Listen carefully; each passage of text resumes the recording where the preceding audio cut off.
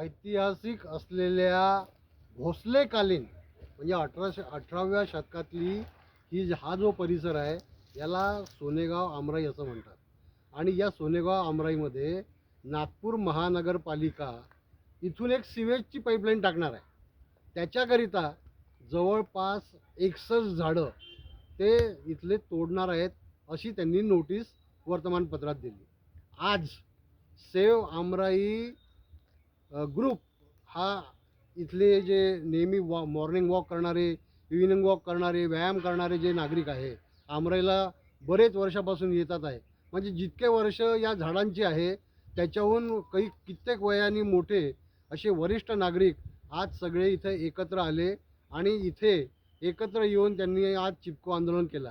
या सर्व वरिष्ठ नागरिकांचा एकच म्हणणं आहे की इथलं एकही झाड आम्ही तोडू देणार नाही.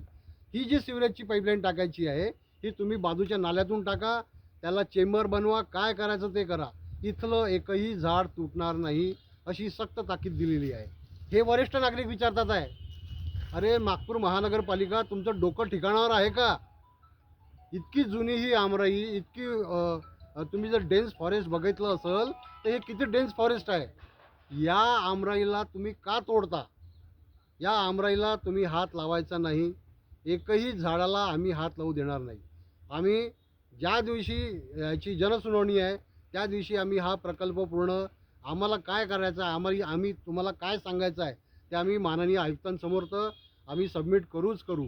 पण त्या उपरही जर आदेश निघाले तर आम्ही इथे आमचं आंदोलन अधिक तीव्र करू आणि इथलं एकही झाड तुटू देणार नाही अशी आम्ही सेम आमराई ग्रुपतर्फे आपल्या सर्वांना कळकळीची विनंती करतो आहे.